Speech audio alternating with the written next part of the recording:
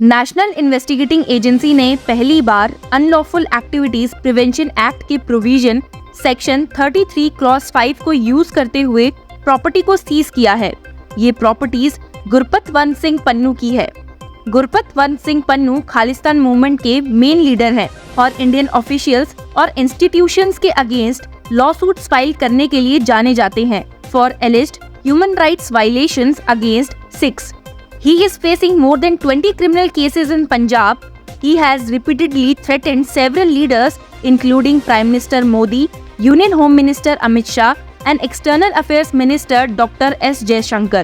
साथ ही उनके परमजीत सिंह पम्मा अब BKI फंडरेजर के साथ क्लोज लिंक्स हैं, जिसे इंडियन अथॉरिटीज पकड़ना चाह रही है for his material support in terrorism. हाल ही में पन्नू के हेट स्पीच पर स्ट्रॉन्ग कंसर्न्स रेज करते हुए हिंदू फोरम कनाडा ने कनाडा टेरिटरी में उनकी एंट्री को प्रोहिबिट करने की मांग की है। The letter was addressed to minister immigration of Canada. Peter Thorning, the legal representative of HFC, expressed the forum's concern to Mark Miller about Pannu's recent statements. दरअसल Sikhs for Justice chief Gurpatwant Singh Pannu in a video message had warned Hindus living in Canada and asked them to leave the country as soon as possible. अब आप सोच रहे होंगे कि हम आपको ये सब क्यों बता रहे हैं। तो जैसा कि आप देख सकते हैं कि हाल ही में कनाडा के प्राइम मिनिस्टर जस्टिन ट्रूडेau ने इंडिया पे एक बॉम्बशेल एलिगेशंस लगाए हैं, जिसकी वजह से कनाडा और इंडिया के बीच अनप्रेसिडेंटेड डिप्लोमेटिक क्राइसिस चल रहे हैं, जिसके पॉलिटिकल और जियोपॉलिटिकल कॉन्सिक्वेंसेस हो सकते हैं। इन एलिगेशंस में कनाडा के प्राइम मिनिस्टर ने पार्लियामेंट को एड्रेस करते हुए ये कहा कि जून में हुए खालिस्तानी सेपरेटिस्ट और प्रोमिनेंट सिख लीडर हरदीप सिंह निज्जर के मर्डर के पीछे इंडिया का हाथ हो सकता है। Over the past number of weeks, Canadian security agencies have been actively pursuing credible allegations of a potential link between agents of the government of India and the killing of a Canadian citizen, Hardeep Singh Nijjar. बस उनके ऐसा कहने के बाद से there is no stopping of news related to Khalistani leader and their movement. इससे पहले भी आपको याद होगा कि खालिस्तानी प्रोटेस्टर्स ने यूके हाई कमीशन में इंडिया के फ्लैग को पुल डाउन किया था। वहीं टोरंटो में उन्होंने इंडियन फ्लैग को जलाया था और जूते पहन के प्राइम मिनिस्टर मोदी के कटआउट्स पर स्टॉम्प भी किया था। पर सोचने वाली बात ये है कि क्या इस खालिस्तानी मूवमेंट का लॉ में कोई इम्पोर्टेंस है या फिर इंटरनेशनल लॉ में इस मूवमेंट की क्या लीगैलिटी है। इन्हीं सारी बातों के बारे में हम आज अपनी इस वीडियो में डिस्कस करेंगे और देखेंगे कि खालिस्तान मूवमेंट का सच है क्या। इंडियन सबकॉन्टिनेंट के कंटेक्स्ट में लैंड फॉर द और ऑफ द प्योर की डिमांड कोई नई बात नहीं है। 1947 में जब किसी ने लैंड ऑफ द प्योर और फॉर द पाक डिमांड किया था तो हिस्ट्री ने सबसे बड़ा मास माइग्रेशन विटनेस किया था और इसी वक्त के आसपास एक अकाली मूवमेंट ने अपने सिख्स के होमलैंड की डिमांड की, उस एरिया में जो प्रेजेंट टाइम में इंडियन पंजाब एंड पाकिस्तानी पंजाब के पार्ट्स को इंक्लूड करता है and also some parts of the present day Haryana and Himachal Pradesh. इसी मूवमेंट का एक और माइलस्टोन वो था जब 1973 में शिरोमणि अकाली दल ने आनंदपुर साहिब रेजोल्यूशन को पास किया which called for a greater autonomy for Sikhs within the Indian state। और 1973 के बाद भी promised land की ये डिमांड जिंदा रही। This promised land was both romantically and pragmatically referred to as Khalistan, the land of Khalis और pure। अब एक दिन 2022 में 1000 से भी ज्यादा सिख्स भिंद्रनवाले के विलेज रोड में गैदर हुए for a dastarbandi, that is turban wearing ceremony of a young man. ये और कोई नहीं बल्कि अमृतपाल सिंह संधू थे। The self styled militant monk is the head of a social organisation called Waris Punjab De, heirs of the Punjab, styled after Bhindranwale, sounding like him and cast in Bhindranwale's image. Sandhu हाल ही में Indian state hostage held किए गए जब उनकी अजनाला में पंजाब पुलिस के साथ स्कफल देखी गई थी। सोचने की बात ये भी है कि भिंद्रनवाले ने कभी on record separate homeland demand नहीं किया था। उनके फॉलोअर संधू ओपनली खालिस्तान की मांग रखते हैं। सिर्फ वही क्यों, और भी कई लीडर्स हैं जो सिख्स के लिए एक सेपरेट होमलैंड डिमांड करते हैं known as Khalistan. Chandigarh-based senior journalist Jagtar Singh, who has written 2 books, Khalistan Struggle, A Non-Movement and Rivers on Fire, Khalistan Struggle, discussed the India-Canada diplomatic role in the global perspective. उनका कहना है कि Khalistanis have been active in Canada over the years. Even before Operation Blue Star, they were active in the UK, Canada and the US. But what is intriguing is that the face of Khalistani movement outside India is Pannu. How can we as India are not seeking his extradition? India is blaming Canada, but Pannu is based in the US. Even though several cases were filed against him, no action has been taken against him. India needs to explain this. जी हाँ, ये वही है जिनके बारे में हमने आपको इस वीडियो की शुरुआत में बताया था। खालिस्तान के डिजायर की लीगैलिटी एक डिफिकल्ट इशू है, जिसके लिए एक थॉरो स्टडी की जरूरत है, both domestic and in international law. Statutorily Indian constitution distinct religious state की फॉर्मेशन को अलाउ नहीं करता है। Article 1 of the constitution specifies that India is a union of states and the states are integral elements of the union. इसीलिए कोई भी move जो India को स्प्लिट करेगा, इंडियन लॉ के अंडर अनलॉफुल माना जाएगा, क्योंकि इंडिया एक सॉवरेन और डेमोक्रेटिक रिपब्लिक है and it's constitution ensures the country's integrity and oneness. Any effort to secede from India would be unlawful under Indian law and anybody participating could face criminal prosecution.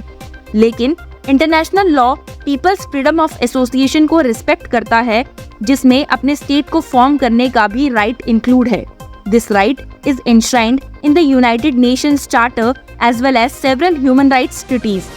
एक norm customary international law बन जाता है जब वो 2 elements को satisfy कर देता है, which are first, the state practice, that is, if the norm or custom is widely practiced or abstained from by the states.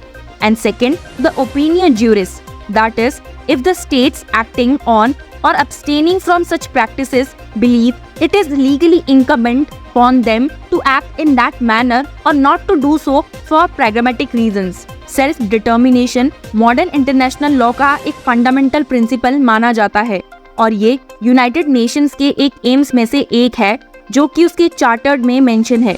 In contemporary international law, self determination is usually understood to mean either internal self-determination, that is internal democracy and autonomy, or external self-determination, that is secession. कुछ judicial precedent जो secession के relation में state practice और opinio juris दर्शाते हैं, जैसे कि Bangladesh from India, Kosovo from Serbia, Aland islands case etcetera. पर क्या खालिस्तान के सेसेशनिस्ट क्लेम में कोई वैलिडिटी है? ऊपर बताए गए सभी एग्जाम्पल से ये अंदाजा लगाया जा सकता है कि territorial integrity is the rule and cessation is an exception and may be regarded as legal only when the dual threshold of gross human rights abuse and lack of internal self-determination are met.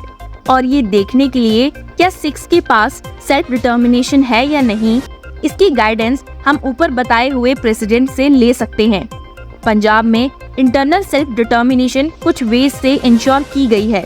For example, first, the Punjab reorganisation act 1966, जिसने मुख्य रूप से पंजाबी भाषी पंजाब को एक अलग राज्य बनाया। कानून के ढांचे के तहत सिखों के लिए कल्चरल और लैंग्वेज राइट्स की गारंटी दी। दूसरा, सिखों पर सार्वजनिक पद संभालने पर कोई प्रतिबंध नहीं है और वास्तव में 2 Sikhs have held the highest offices in India, the presidentship and prime ministership. Third, Punjab enjoys a significant chunk of pie of country's gross domestic product, and Punjabis enjoy a relatively higher standard of life than the average Indian. Fourth, Punjabis are well represented in the armed forces. अगर gross human violation का criteria देखें तो Punjab late 70s until mid 90s तक traumatic period से गुजरा था और nation 1984 की एंटी-सिक्स राइट से बेहद शर्मिंदा था। हालांकि इंटरनेशनल टेस्ट केसेस के सेट किए हुए थ्रेशोल्ड में ह्यूमन राइट्स अब्यूज इंस्टीट्यूशनलाइज्ड होना चाहिए और एक पर्टिकुलर ग्रुप की तरफ डायरेक्ट होना चाहिए, और ये इंडिया में सिक्स के साथ नहीं है। अब ये तो बात हुई इंटरनेशनल लॉ की। कुछ लोगों का कहना है कि इंडियन कॉन्स्टिट्यूशन सिक्स के साथ साथ माइनॉरिटी पीपल के राइट्स की एडिक्वेट गारंटी नहीं देता है।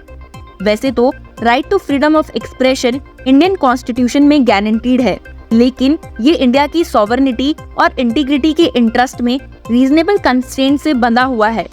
खालिस्तान की मांग को लेकर सिखों और भारत सरकार के बीच मतभेद रहे हैं, क्योंकि कई सिख अलग थलग महसूस करते हैं और उनके साथ भेदभाव किया जाता है। उनका मानना है कि एक अलग राज्य की स्थापना से सिखों को ग्रेटर पॉलिटिकल और इकोनॉमिक रिप्रेजेंटेशन मिलेगा, साथ ही उनकी समस्याओं का समाधान भी होगा। To tackle these issues, the Indian government has established committees to investigate incidents of alleged prejudice and assault against Sikhs, including the 1967 Unlawful Activities Prevention Act. ये स्टैचू लोगों और ग्रुप द्वारा किए गए इलीगल एक्ट्स पर प्रोहिबिशन को address करता है, स्पेशली टेररिस्ट ऑर्गेनाइजेशंस। और इसी स्टैचू की चलते सरकार ने कई Sikh extremist group including Khalistan liberation force को टेररिस्ट ऑर्गेनाइजेशन डेजिग्नेट कर दिया है। साथ ही सरकार ने 1966 पंजाब रीऑर्गेनाइजेशन एक्ट भी इस्टेब्लिश किया है, जो फॉर्मर स्टेट ऑफ पंजाब को states of Punjab and Haryana से सेपरेट करता है। The act also permitted the creation of a union territory by combining certain regions of Punjab with Himachal Pradesh and Chandigarh. This statute protects the state of Punjab's geographical integrity and administrative boundaries, simultaneously preventing separate states from being formed as well. World की कई countries Khalistan की इस demand को legitimate नहीं मानती और इसे Indian domestic affair का मैटर समझती हैं। पर जैसा कि हमने आपको बताया कि खालिस्तान की डिजायर करना एक डिफिकल्ट और कॉम्प्लेक्स टॉपिक है, जो सेसेशन की वैलिडिटी के साथ साथ राइट टू सेल्फ डिटर्मिनेशन को क्वेश्चन करता है। So thank you for watching law Chakra and don't forget to share your views.